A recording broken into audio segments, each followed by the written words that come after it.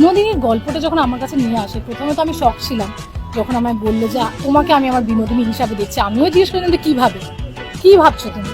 তখন আমাকে নাম বলে, এবং মুভ হওয়ার কারণটাই ছিল যে এই অন্যায়টা, এই অপরাধটা।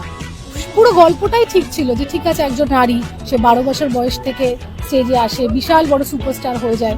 মানে তখনকার কারণে ওনাকে বলতেন যে queen of the native stage, মানে রঙ্গমঞ্চের সম্রাজ্ঞী যাকে বলে সেটা।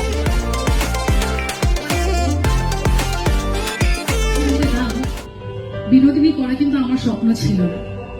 এই স্বপ্নটা 2019 সালে তুমি আমায় দেখিয়েছিলে।